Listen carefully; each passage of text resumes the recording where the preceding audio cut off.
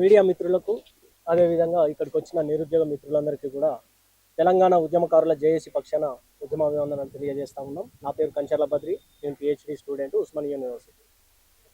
స్వయంగా ఒక పిహెచ్డి స్కాలర్గా ఏదైతే ప్రభుత్వం జీవో నంబరు 4ను తీసుకొచ్చిందో ఇది జీవో నిరుద్యోగుల నోట్లో నిజమైన డిగ్రీ అభ్యర్థులకు, డిగ్రీ లెక్చరర్ అభ్యర్థులకు మరి అన్యాయం చేసేటువంటి జీవోను వ్యతిరేకిస్తూ ఉన్నాం. నిజానికి ఒక పిహెచ్డి స్కాలర్గా ప్రభుత్వ నిర్ణయాన్ని ఆహ్వానించాల్సిందే, కానీ అది తప్పు. నిరుద్యోగుల నోట్లో మట్టి కొట్టడం మాకు ఇష్టం లేదు.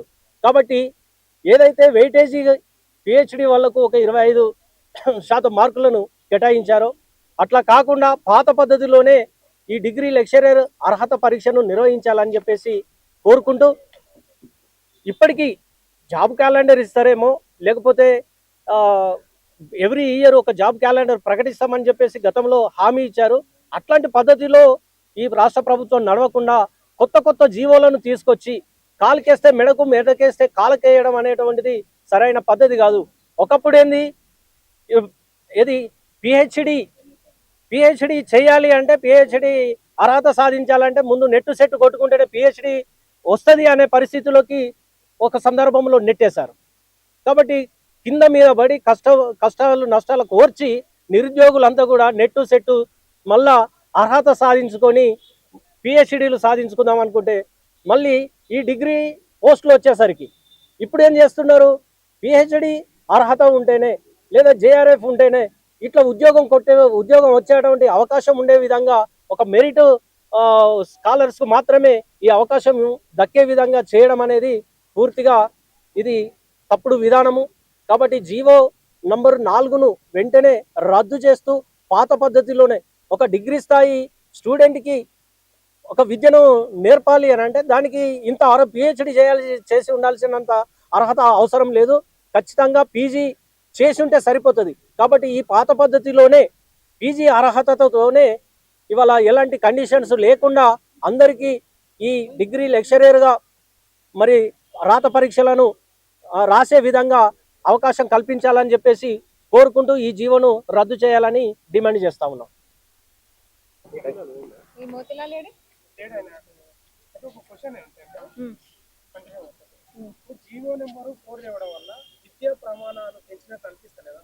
పెంచినట్లు అనిపిస్తలేదు. విద్యా ప్రమాణాలు పెంచడం అంటే వీళ్ళు ఫస్ట్ పోటీ పరీక్షల కోసం నిర్వహించే పిహెచ్డిని దీంట్లో మ్యాండేటరీ చేసిరు కదా, ఇది మ్యాండేటరీ కాదు అని యూజీసీ మనకు ప్రకటించినప్పుడు, యూజీసీ మనకి నోటీస్ ఇచ్చినప్పుడు మరి యూనివర్సిటీలు ఎన్ని పిహెచ్డీలు ఇచ్చిర్రు, ఎన్ని పిహెచ్డి నోటిఫికేషన్లు ఇచ్చిర్రు?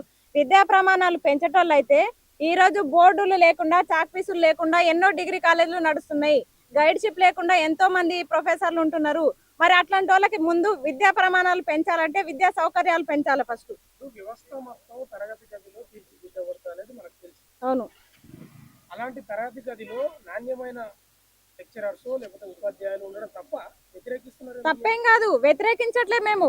అసలు డిగ్రీ స్థాయి లెక్చరర్ కి కావాల్సిన అర్హతలే నెట్, సెట్ ఆర్ పిహెచ్డి, ఈ మూడిట్లో ఏదో ఒకటి ఉంటే సరిపోతుంది.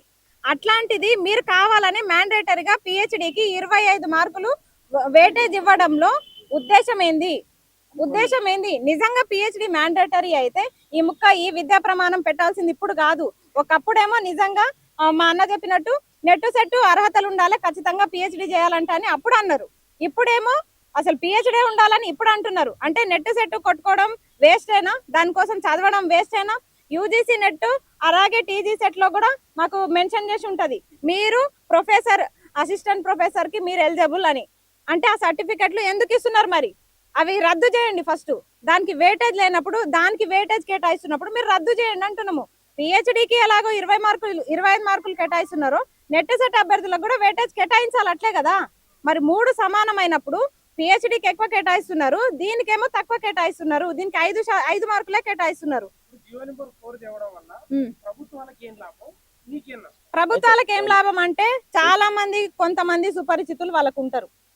ఇప్పుడు వాళ్ళకి తెలిసిన రాజకీయ నిరుద్యోగులు కొంతమంది ఉంటారు.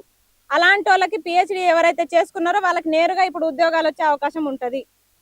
అంతే కదా, డైరెక్ట్ పిహెచ్డి కంప్లీట్ అయితే డైరెక్ట్ 25 మార్కులు వాళ్ళ దగ్గర ఉంటే ఇంకా రిటర్న్ టెస్ట్ 40 మార్కులు రాసుకుంటారు, ఇంటర్వ్యూ 10 మార్కులు వాళ్ళ చేతిలోనే. ఇంకా మేము అక్కడ మా కష్టం ఎక్కడుంది? నిజంగా లైబ్రరీలో కూర్చొని సంవత్సరాల తరబడి కూర్చుంటున్న నిరుద్యోగులకి లాభం ఏముంది దీంట్లో? వాళ్ళ చెమటకి దక్కే ఫలితం ఏంది? దీంట్లో కూడా కుట్ర ఉందంటారు. 100% ఉంది.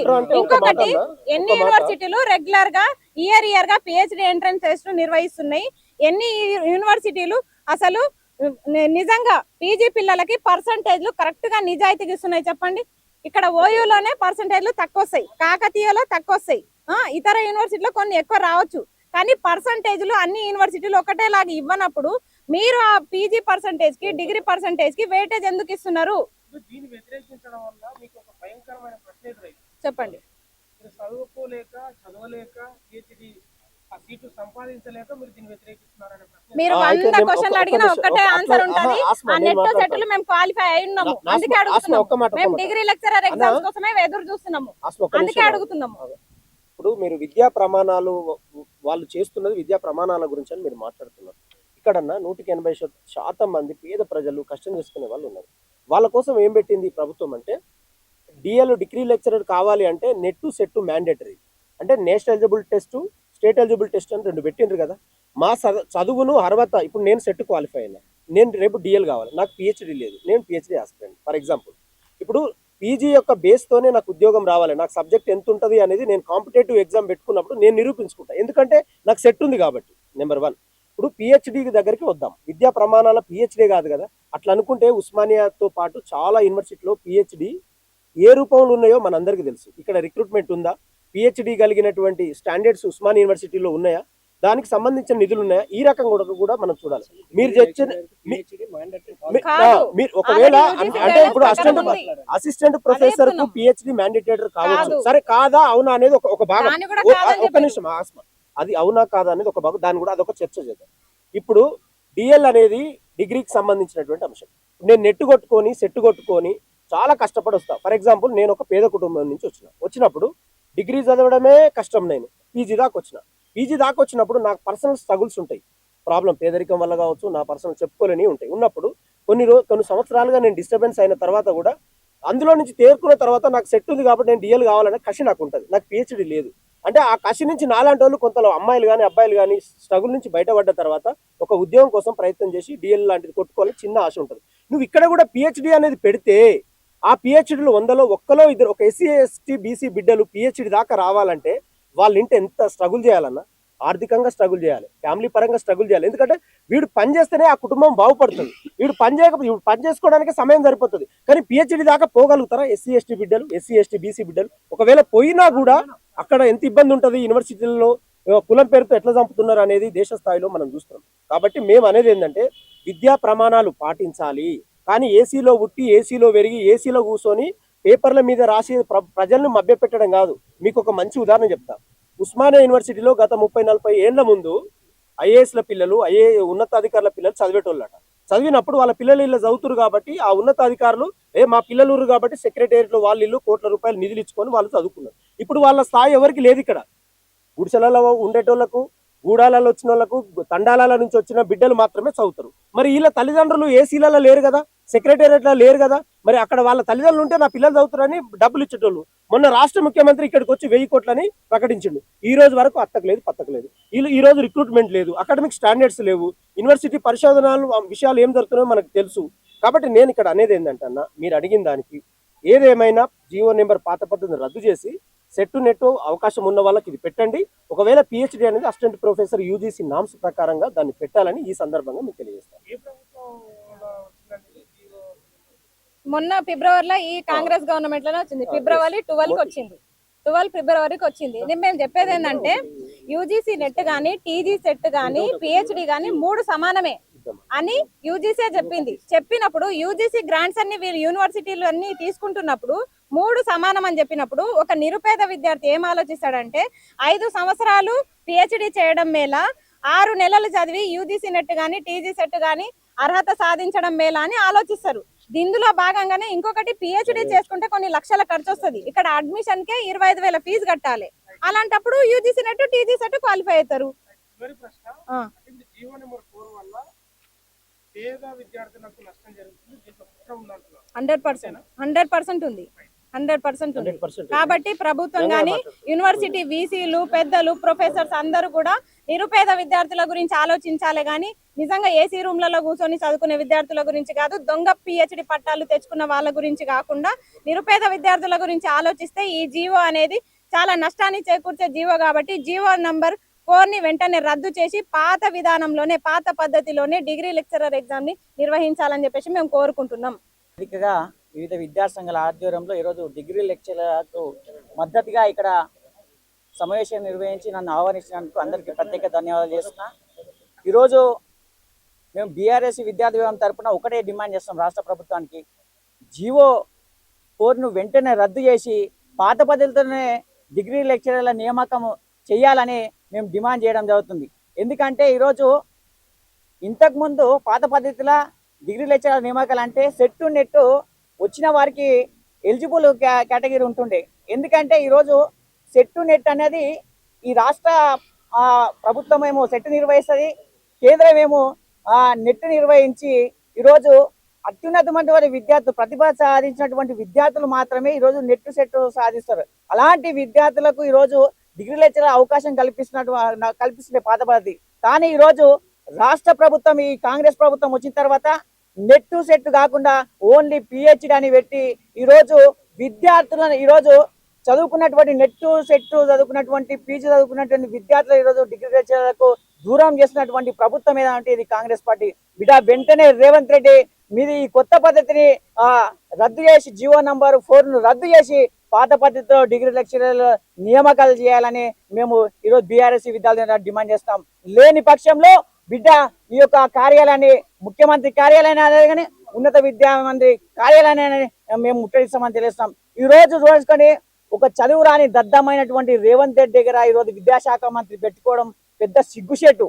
ఎందుకంటే ఆయన దగ్గర విద్యాశాఖ మంత్రి పెట్టుకొని ఎలాంటి యొక్క నియమ నిబంధనలు పాటించకుండా ఈరోజు ఓన్లీ కలిబోలి మాటలు చెప్తూ ఈరోజు విద్యార్థులను దూరం చేస్తున్నాం. చూడండి, ఈరోజు ఫీజు రింబర్స్ బకాయిలని ఈరోజు ఫీజు రింబర్స్ బకాయిలు విడుదల చేయక విద్యార్థులను దూరం చేస్తున్న వ్యక్తి అంటే రేవంత్ రెడ్డి. ఎందుకంటే ఒక నిరుపేద విద్యార్థి ఏ విధంగా చదువుకుంటాడు, అది ఒక కష్టాలేంది, వాళ్ళకు బాధలేని తెలియనటువంటి వ్యక్తి ఈరోజు ఫీజు రింబర్స్ ఇస్తలేడు, ఉద్యోగ నోటిఫికేషన్లు ఇస్తలేడు.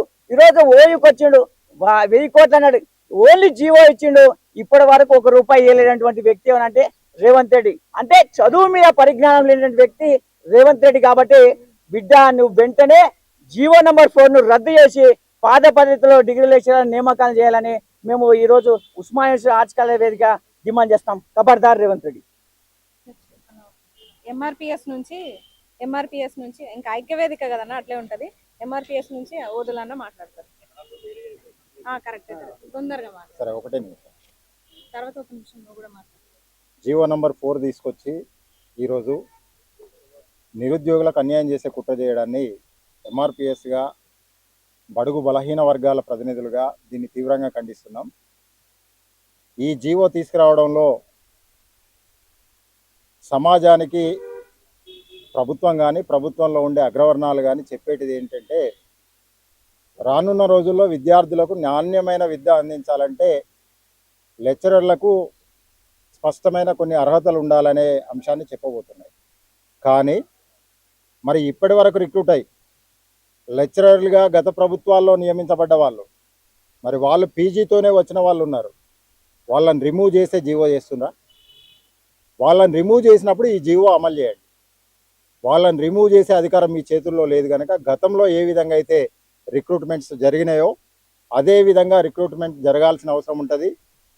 తద్వారా ఎస్సీ ఎస్టీ బీసీ మైనార్టీ వర్గాల పేద విద్యార్థులకు నిరుద్యోగులకు అవకాశాలు ఉంటాయి. అలా కాకుండా జీవోలు కొత్తవి తీసుకొస్తే సమాజాన్ని అంతా ఏకం చేసి ప్రభుత్వం పైన అణగారిన వర్గాల తరఫున పోరాటం చేయడానికి నిరుద్యోగులతో మేము సమాంతరంగా కదులుతామని ఈ సందర్భంగా తెలియజేస్తున్నాం.